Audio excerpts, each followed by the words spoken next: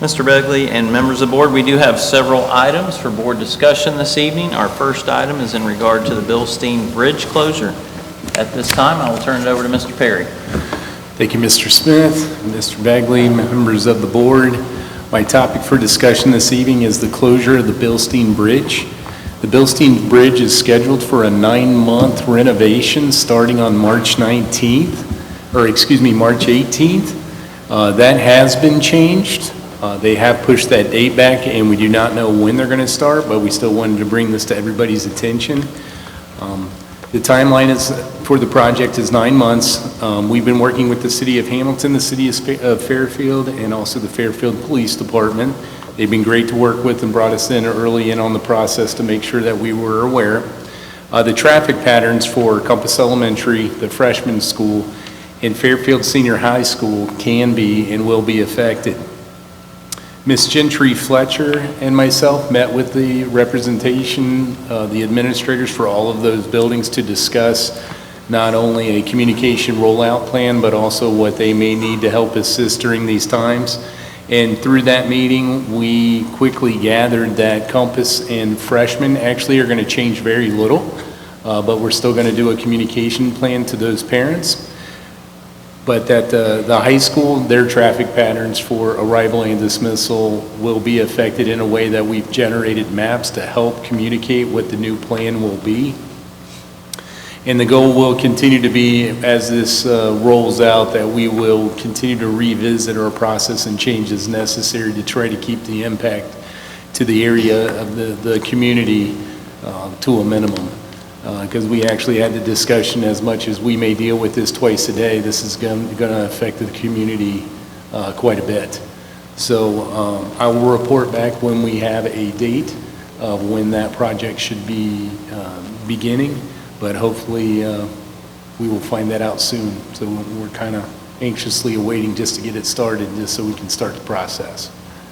So can we still approach this intersection from Route 4?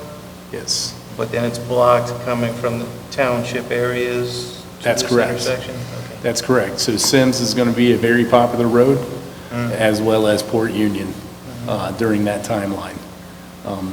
One of the things we were able to identify through developing the maps was there for our high school students coming from the township, we're going to encourage them to come down and actually turn behind Compass and go to the light and then get to the high school that way as an option to enter the building, but that will not be an option to exit.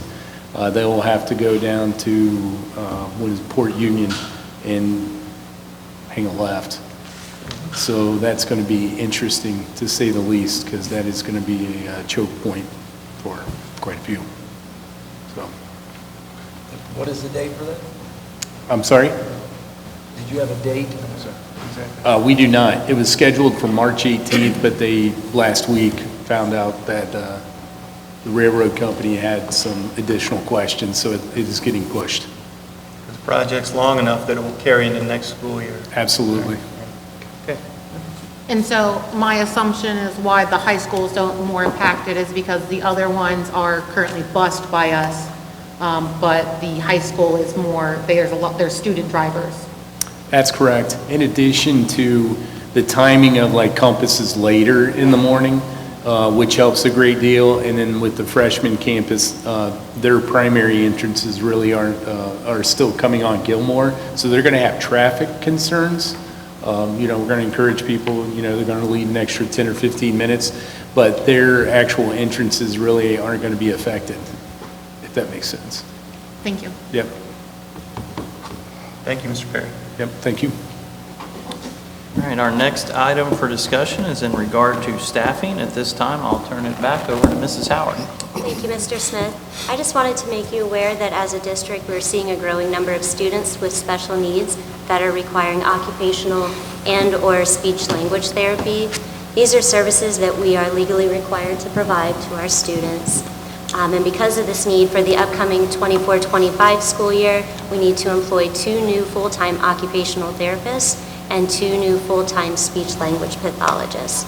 The good news is that we did anticipate this need, and these hires were included in the 5-year forecast that's already been shared with you. and that also these positions would reduce our reliance on external agencies for related services that are currently being provided to our students with disabilities.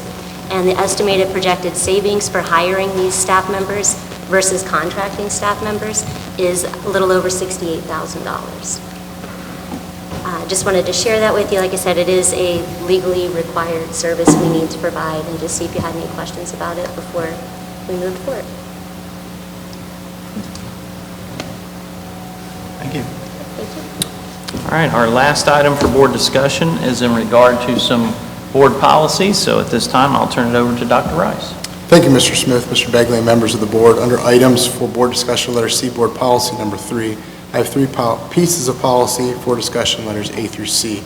In your board packet, I've included a copy of previous language, the proposed language, as per OSBA. Letters A and B are interconnected. IGD, which is co-curricular and extracurricular activities, and IGDJ, which is interscholastic athletics. These are both revised policies.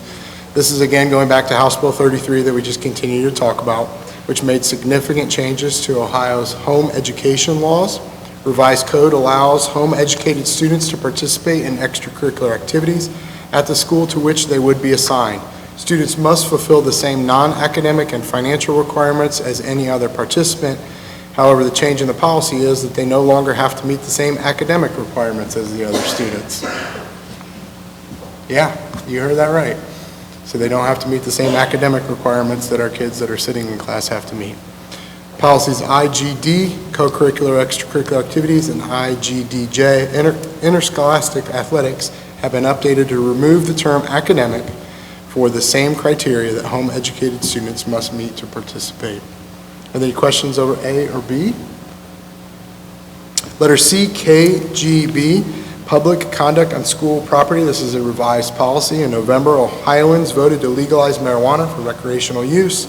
Among the laundry list of questions and concerns related to the legalization of marijuana is what will happen with schools. Lawmakers from both sides of the aisle have since announced plans to draft and pass further legislation around this issue. With that in mind, its impact on school policy is subject to change. There is little concern around the use of cannabis by students in schools as a result of Issue 2 because its language only refers to the use of cannabis by adults age 21 and older. As far as marijuana use by district employers, revised code clarifies that nothing in revised code does any of the following. It requires an employer to permit or accommodate an employee's use, possession, or distribution of marijuana, prohibits an employer from refusing to hire, discharging, disciplining, or otherwise taking adverse employment action against an individual because of that individual's use, possession, or distribution, prohibits an employer from establishing and enforcing a drug testing policy, drug-free workplace, or zero-tolerance drug policy, or interferes with any federal restrictions on employment, including the regulations adopted by the United States Department of Transportation. Please let me know if you have any questions over any of these policies. And these are all changes by the state. Correct. With the passage of Issue 2. But like I said, both sides of the aisle have recognized that there's a lot to be legislated about this. So they are working feverishly to write and pass laws as it relates to Issue 2. So can they drug test for other drugs? You said they could Who's drug test they, meaning the employer, the employee. Can you test them for other drugs? if that was in our policies. Yeah. And I was more referring to the home school and the curriculum. Oh, I'm sorry. That's okay. Yeah, back to policy A and B. Yes, my apologies. Yeah, that's fine. That is a state. Yeah, it's out of House Bill 33. It's another one of those, I mean, we went over probably 100 policies out of House Bill 33. Right. But this is, the idea is that it's giving parents the rights to educate their own kids. That's why it's called home education now rather than homeschooling. And it's relaxing most of the requirements. If you remember some of the other policies that we've looked at, the parents would have to submit academic plans and academic transcripts to the superintendent. Those have all been removed. Okay. Thank you, Dr. Rice. Yep.